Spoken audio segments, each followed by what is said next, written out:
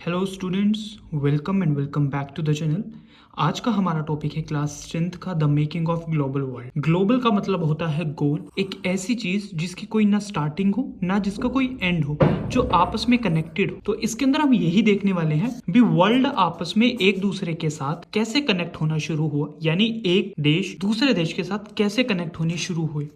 देखिए, global world का मतलब होता है ग्लोबलाइजेशन, यानी मूवमेंट एक जगह से दूसरी जगह, सामान की, पैसे की, टेक्नोलॉजी की, आइडियाज की और लोगों की एक जगह से दूसरी जगह जाने में, इंटरकनेक्शन ऑफ नेशन। अब ये दुनिया कनेक्ट होना कैसे शुरू हुई? देखिए, आज तो हमें पता है हमारे पास हर चीज मॉडर्न है, हमारे पास मॉडर्न व्हीकल्स हैं, टेक्नोलॉजी है, हम एक जगह से दूसरी जगह जा सकते हैं।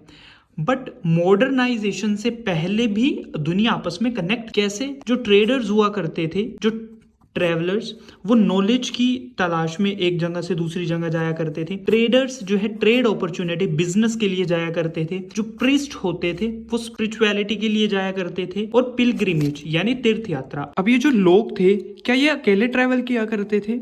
नहीं, ये अपने साथ कुछ सामान भी लेकर जाया करते थे, जैसे डिसीजेस। अब मुझे कोई बीमारी है जो कि कम्युनिकेबल है, यानी एक जगह से दूसरी जगह वो फैल सकती है। अगर मैं उस बीमारी के साथ किसी दूसरी जगह जाऊंगा तो ऑब्वियसली सी बात है वो दूसरे व्यक्ति को भी होगी।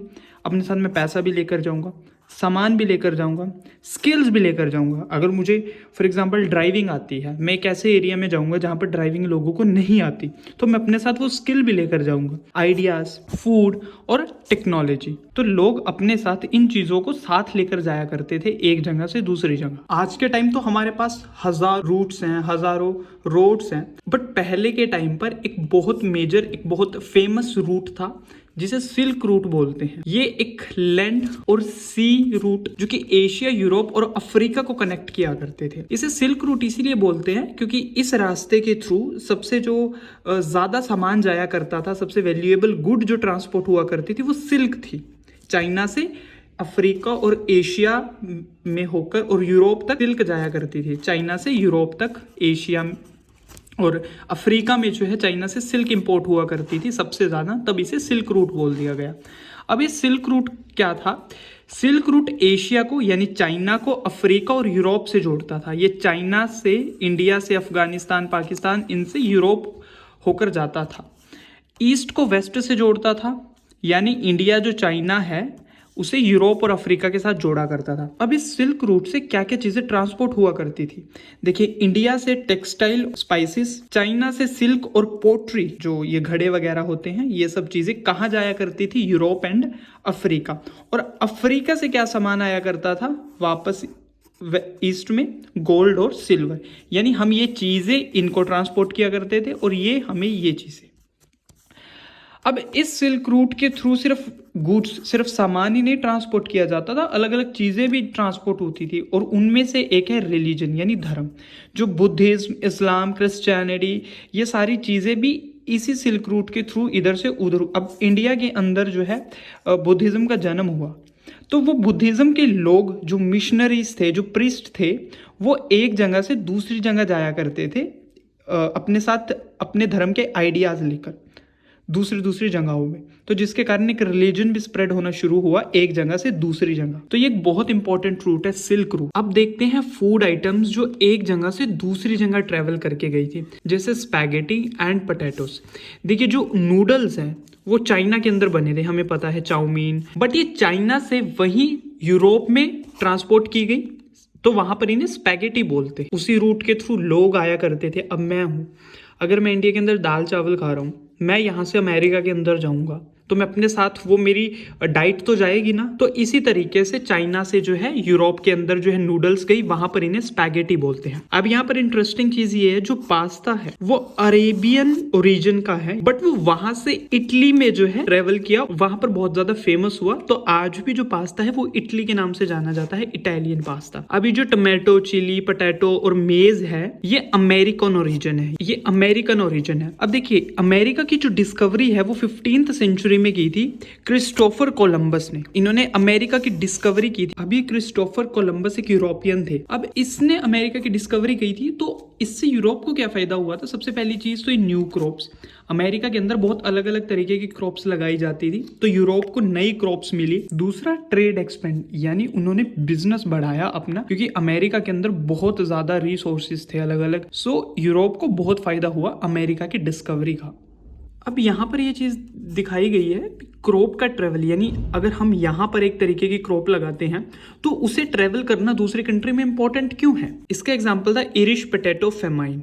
देखिए, जो आयरलैंड था वहाँ के जो लोग थे वो पोटैटो के ऊपर बहुत ज़्यादा डिपेंड किया करते थे। 1845 से लेकर 1849 के बीच में आयरलैंड में पोटैटो की जो क्रॉप है वो फेल हो चुकी थी, यानी वहाँ पर बीमारी आ चुकी थी पोटैटो की क्रॉप में, आलू की खेती में, जिसके कारण वहाँ पर पोटैटो फेल हो चुका था और लोगों को भूखमरी, स्टारवेशन का सामना करना पड़ा था, क्योंकि लोगों के पास खाने के लिए चीज़ ही नहीं थी, जिसके कारण 1 मिलियन के करीब लोगों की वहाँ पर मौत हो चुकी थी और काफ़ी लोगों ने वहाँ से माइग्रेट कर लिया था। Next of conquest, disease and trade. देखिए, 16th सेंचुरी के अंदर जो वर्ल्ड था वो श्रैंक का मतलब ये नहीं भी वर्ल्ड छोटा होने लग गया था। श्रैंक का मतलब ये था, अब क्या था, जो दूर दूर के देश और जगहें थी ना वो पास आने लग चुकी थी, दुनिया कनेक्टेड होना शुरू हो चुकी थी। पहले हमें ये लगता था भी अगर कोई समुद्र पार है तो वो बहुत दूर है, बट अब लोग एक दूसरे के साथ इजीली कनेक्ट कर पा रहे थे, यानी वर्ल्ड अब छोटा होने लग गया था। अब जो यूरोपियन थे उन्होंने सी रूट एक खोज लिया था एशिया जाने के लिए, ठीक है, और दूसरा क्या था, उन्होंने अटलांटिक ओशियन को क्रॉस कर लिया था और वो अमेरिका पहुंच चुके थे, क्योंकि यूरोपियन ने, जो क्रिस्टोफर कोलंबस थे, उन्होंने अमेरिका को डिस्कवर किया था। क्योंकि ये यूरोप है, यहाँ पर अगर अमेरिका है, बीच में ये समुद्र, उस टाइम पर यहाँ से यहाँ जाना एक इम्पॉसिबल टास्क हुआ करता था, क्योंकि हमारे पास इतनी टेक्नोलॉजीज ही नहीं थी। बट जब ये चीज़ पॉसिबल हुई तो उनके लिए एक बहुत बड़ी चीज़ थी, ठीक है। तो यहाँ पर जो है वो यूरोप से अमेरिका तक का रूट आ गया था और इधर यूरोप से इंडिया तक का, एशिया तक का उन्होंने रूट को फाइंड आउट कर लिया था। सो जिसके कारण अब वर्ल्ड जो है वो बहुत ज्यादा वेल कनेक्टेड हो चुका था। अब यूरोपियन को एशिया के रूट मिलने का क्या फायदा हुआ था? देखिए, जो उस टाइम इंडियन ओशियन थी वो बहुत बिजी रूट था ट्रेड के लिए, क्योंकि इंडिया ये है और ये यहाँ पर इंडियन ओशियन है, यहाँ पर है चाइना, सो यहाँ पर है अफ्रीका और यहाँ पर है यूरोप। तो इस ओशियन से बहुत अच्छा रूट फैला करता है। सो एशिया और अफ्रीका के अंदर ये इंडियन ओशियन से रूट बहुत अच्छा था। सो तब यूरोपियन यहाँ पर आए और उन्होंने ट्रेड को रीडायरेक्ट किया यूरोप के साइड, यानी इंडिया से, यहाँ से ट्रेड। देखिए, हमें पता है ब्रिटिशर्स इंडिया आए थे, उन्होंने यहाँ से जितने भी इंपॉर्टेंट और महंगा सामान था, यहाँ से रॉ मटेरियल वो अपने साइड ले जाने लगे थे। अब यहाँ पर एग्जांपल आपको नील की देता हूँ। जो नील थी, जो क्रॉप थी, इंडियन से यहाँ उगाया करते थे और यहाँ से वो रॉ मटेरियल कहाँ ट्रांसपोर्ट किया करते थे? अपने देश में। अपने देश में इंडस्ट्रीज लगाकर मैन्युफैक्चर कर वहाँ से बेचा करते थे। अब अगर एक सामान जो यूरोप में बनता है तो लोग यूरोप से खरीदेंगे, तो इस तरीके से उन्होंने ट्रेड को अपनी तरफ खींचना शुरू कर दिया था। यूरोप साइड उन्होंने खींचना शुरू कर दिया था। तो अब जो यूरोप था वो एक नया सेंटर बनता जा रहा था ट्रेड के लिए। जैसे पहले इंडिया और चाइना थे। और अमेरिका का फायदा कैसे हुआ? जब 1492 में क्रिस्टोफर ने अमेरिका को डिस्कवर कर लिया था, तो यूरोपियन को इस चीज को बहुत ज्यादा फायदा हुआ।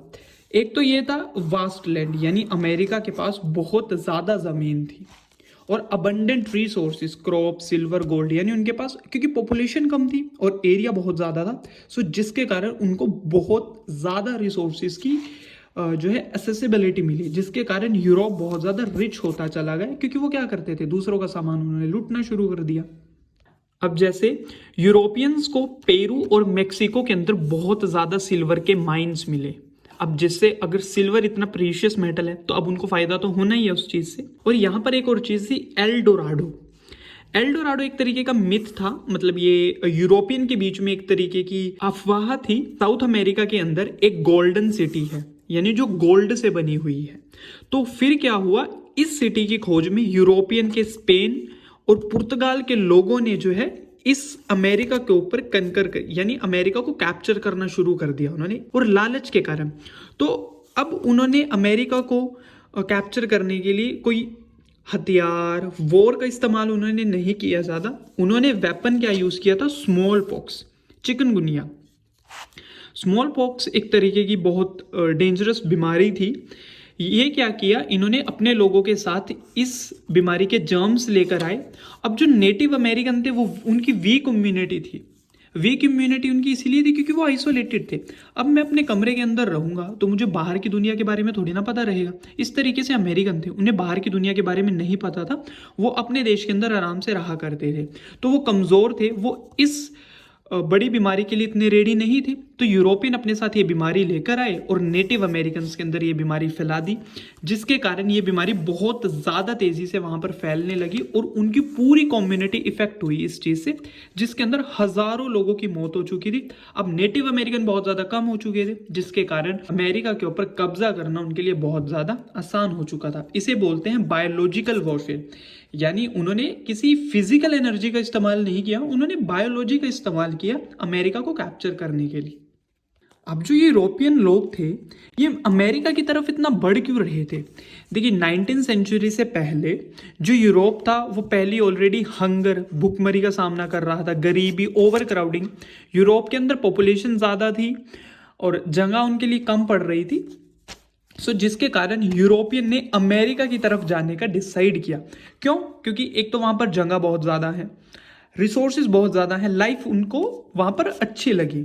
अब वर्ल्ड ट्रेड सेंटर कैसे बना अमेरिका? देखिए 18वीं सेंचुरी के अंदर इंडिया और चाइना जो है एशिया का ट्रेड डोमिनेट कर रहे थे, यानी सबसे ज़्यादा ट्रेड ये किया करते थे क्योंकि इनके पास क्या है? इंडियन ओशन, और इंडियन ओशन पूरे वर्ल्ड से ईजिली कनेक्टेड है।